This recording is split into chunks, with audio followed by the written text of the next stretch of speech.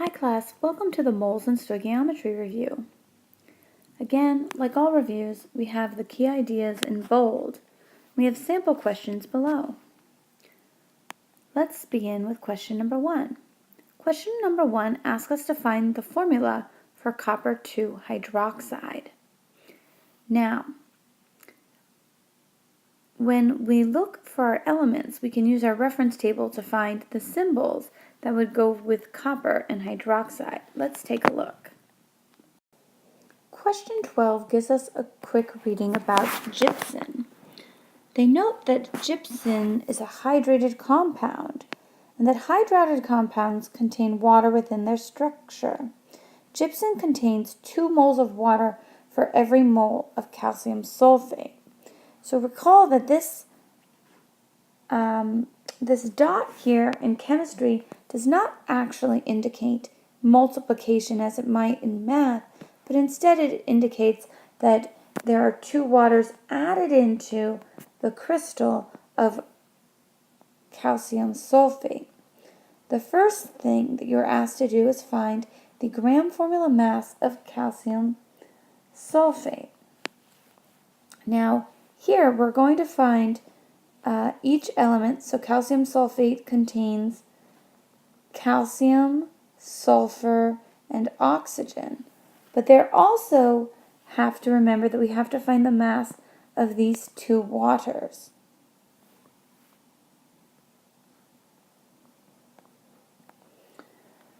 So after we know the elements, what we're going to do is we're going to count for how many we have. So in calcium sulfate, it has 1 calcium, 1 sulfur, and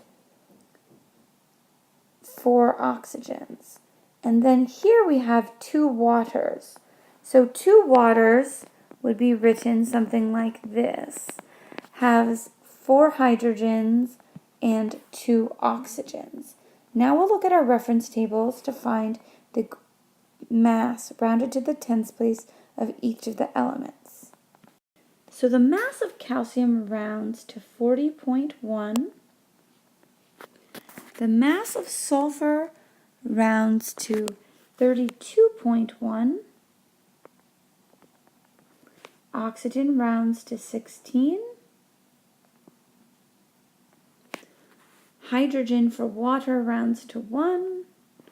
And oxygen rounds to 16. So if I add these quantities up, let's see what we get. So the water adds up to 36. And the calcium sulfate adds up to 136.2. So when we add these 2 values together, we're going to get a total value of 172.2 grams per mole. Now for part B, we're asked to show the correct numerical setup for finding the percent composition by mass of water in the compound. Recall that percent composition equation is the mass of part, in this case water, divided by the mass of the compound, which is copper sulfate, which we'll call salt because it's ionic, and water, times 100. So here we have the mass of water, which we determined earlier, which is 36, divided by the mass of the entire substance. So we have to add up the salt and the water, which we know is 172.2, and multiply that by 100.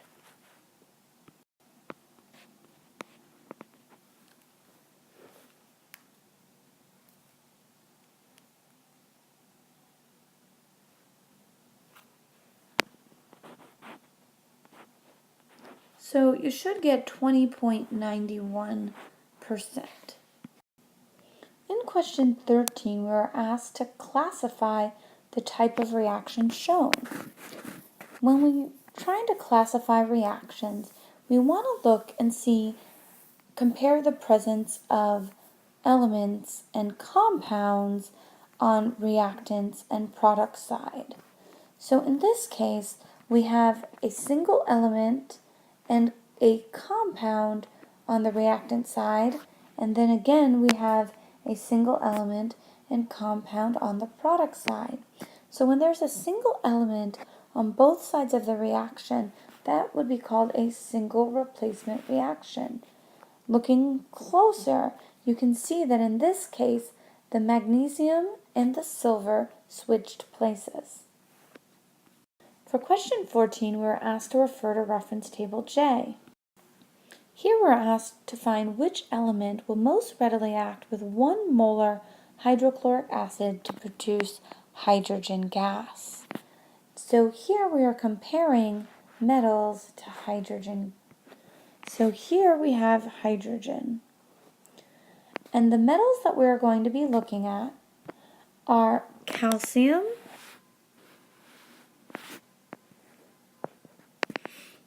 magnesium, potassium, and zinc. We want the metal that will be the best at replacing replacing the hydrogen in hydrochloric acid. So recall that you can see here that this is kind of like strengths, and we can see that the largest strength will be the highest up on the reference table. So that would be potassium.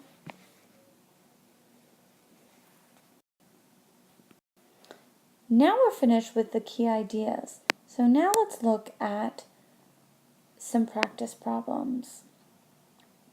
Practice problem number 1 says at standard temperature and pressure, the element oxygen can exist as O2 or O3 gas molecules. These two forms, so they have different molecular formulas. So they have different chemical formulas, so they have different chemical properties, and they'll also have different physical properties because our chemical properties determine our physical properties.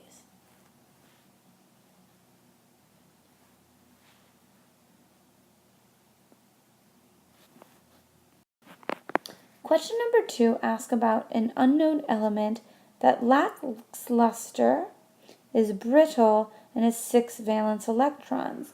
So if it lacks luster and it's brittle, these are signs that it's a nonmetal. And so we're looking for a nonmetal with 6 valence electrons. Recall that valence electrons are found in the electron configuration. Those are the outermost electrons found to the right. So they'll have some number, but the ending number is 6. You want to know, well, which group do the elements have a valence of 6? Let's pull up our reference table. So again, for the valence number, we're looking for the final number. So here in group 18, they have a valence of 8. Here we have a valence of 7. And it's group 16 that has a valence of 6.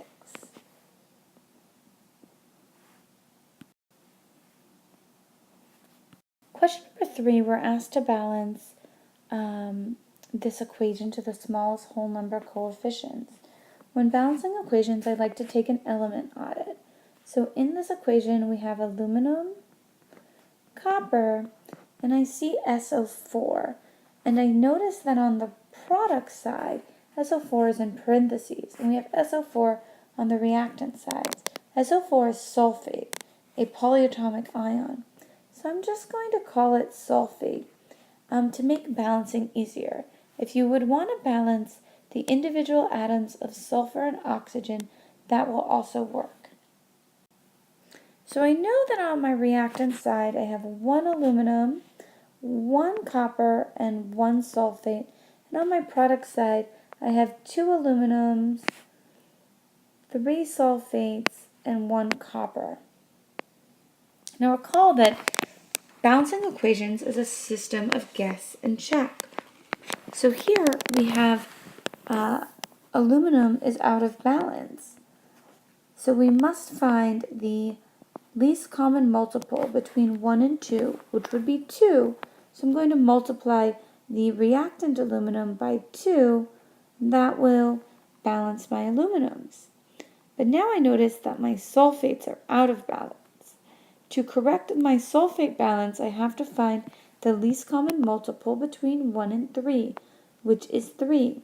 So if I multiply the reactant copper sulfate by 3, that does change my sulfates, but it also changes the copper. So now my copper is out of balance. To restore copper's balance, I'll place a 3 in front of the copper on the product side, and this will balance the chemical equation. So that makes the coefficient in front of the aluminum a 2. Question 4 asks us to find the correct formula for iron 3 phosphate. Now, phosphate does not end in "ide."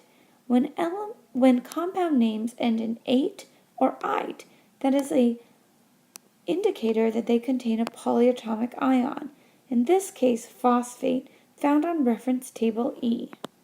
Here on reference table E, you'll notice that the phosphate has a formula of PO4 and a charge of -3.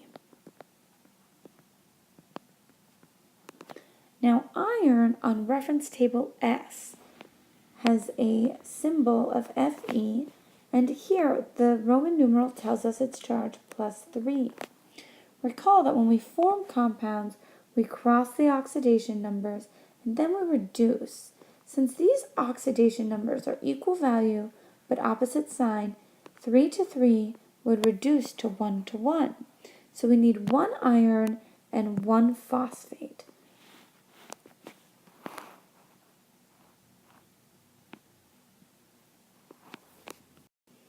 Question number 5 asks you to look for an empirical formula. Recall that an empirical formula is the reduced formula.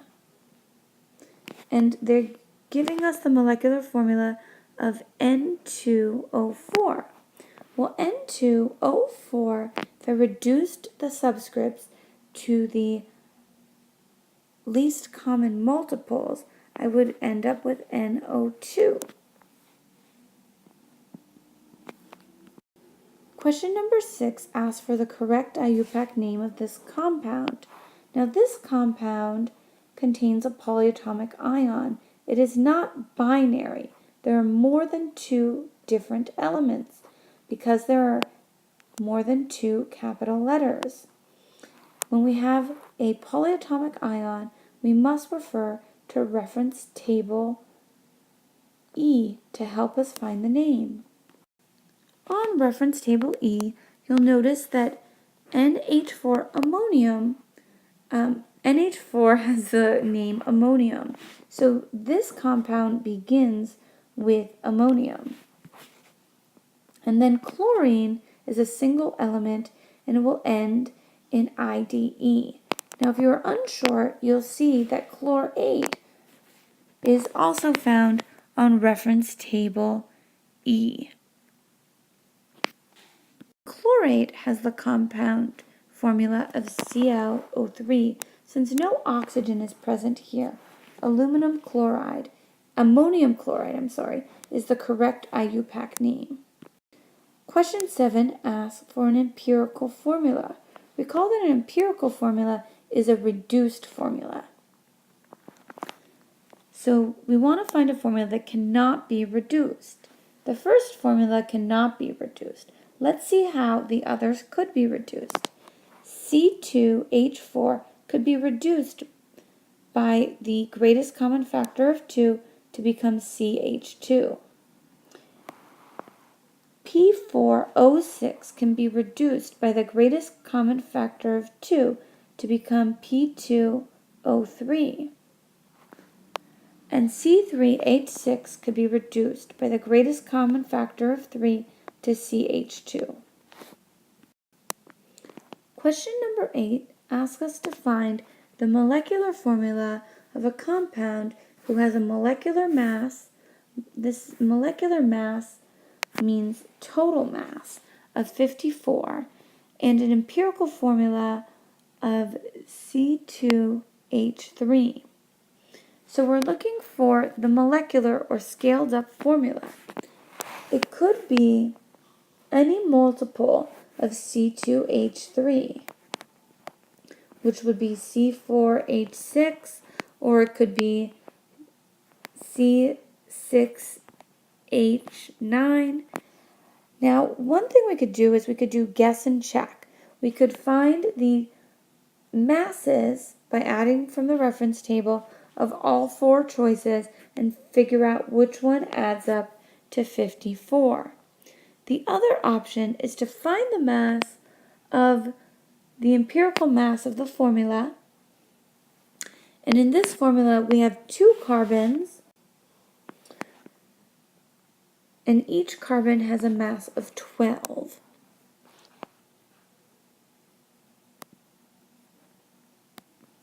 And we have 3 hydrogens, each having a mass of 1. So that gives us a total mass of 27. But we notice that the empirical mass, the molecular mass is 54. So the ratio between 54 and 27 is 2. So we know that our molecular mass is 2 empirical units. So if we multiply the empirical formula by 2, we'll get C4H6.